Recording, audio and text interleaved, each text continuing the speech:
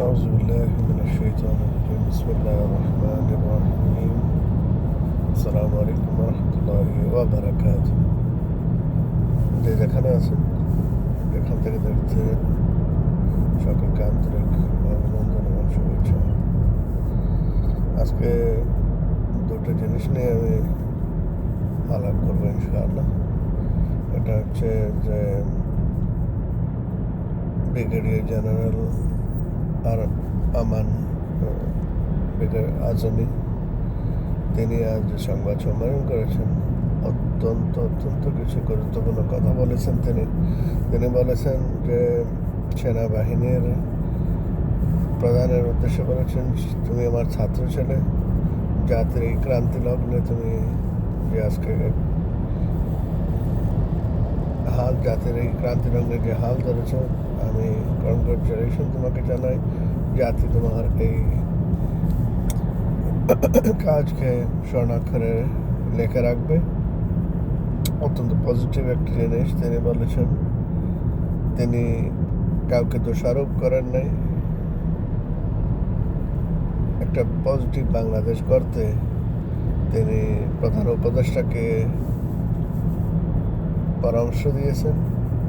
এও বলেছেন যে আমাদের অন্যান্য সংগঠনের যারা এই বিপ্লবী সরকারকে যারা পুশ করছে যে ইলেকশন দিয়ে দিলে, তিনি বলেছেন বিপ্লবী সরকারকে পুশ করা যাবে না। তারা ইলেকশন দিবে যখন এই করাপশনগুলো এই সমাজ থেকে দূর করা যাবে।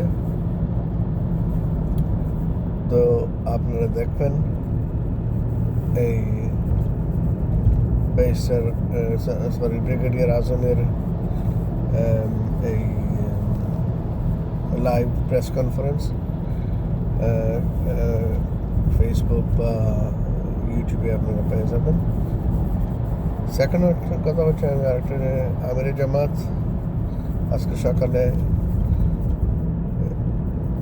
সাংবাদিকদের উদ্দেশ্যে সাংবাদিকদের মহাসমাবেশে বক্তব্য দিয়েছেন। তিনি বলেছেন খুব সুন্দর একটা কথা যে অন্যান্য দলের যে বক্তারা মাইক পেলেই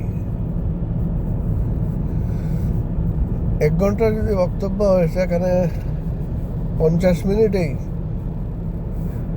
আরেক পার্টি কি করলো সেই দুর্নামি গাইতে থাকেন। তিনি বলেছেন আমাদেরকে এই ধরনের কালচার থেকে বেরিয়ে আসতে হবে। আমি আপনাদের সামনে দরকার পড়লে 10 মিনিট বক্তব্য রাখবো, সেটা আমি আমার দলের কথা আপনাদেরকে বলবো। কে কি বললো, কে কি করলো, সেটা আপনারাই দেখতে পাচ্ছেন। সুতরাং এই যে একটা রেশারেশির যে একটা রাজনীতি, সেখান থেকে বের হয়ে আসার জন্য আমির জামাত ডক্টর শফিকুর রহমান জাতিকে এবং সাংবাদিকদেরকে এবং রাজনৈতিক নেতৃবৃন্দকে অনুরোধ করেছেন। তিনি আরও বলেছেন যে বাংলাদেশে কে যদি এগিয়ে নিয়ে যেতে হয়, তাহলে ঐক্যের কোনো বিনষ্ট নেই। ঐক্য যদি থাকে তাহলে অন্য দেশ আমাদেরকে চোখ রাঙাতে সাহস পাবে না। যদি আমাদের মধ্যে যদি ঐক্য না থাকে, তাহলে যে কোনো দেশ আমাদেরকে চোখ রাঙাতে সাহস পাবে। তিনি বলছেন আমরা ঐক্যের জন্য কাজ করে যাচ্ছি। ইনশাআল্লাহ আগামীতে আপনারা এর ফসল দেখতে পাবেন। ইনশাআল্লাহ একটা সুখী, সমৃদ্ধ, বৈষম্য মুক্ত একটা সমাজ ব্যবস্থা, যেখানে চুরি থাকবে না, রাহাজানি থাকবে না, টেন্ডারবাজি থাকবে না, এরকম একটা সমাজ ব্যবস্থা উপহার দেওয়ার জন্য জামাত ইসলামী কাজ করছে। আল্লাহ রাব্বুল আলামিন আমির জামাতের এই কথাগুলোকে যেন কবুল করেন। 66 বছরের একজন বৃদ্ধ যুবক, যার সব চুল পেকে গেছে, দাড়ি পেকে গেছে, বুড়ো পর্যন্ত পেকে সাদা হয়ে গেছে। আল্লাহ রাব্বুল আলামিন যেন এই মর্দে মুজাহিদকে কবুল করুন। আমিন।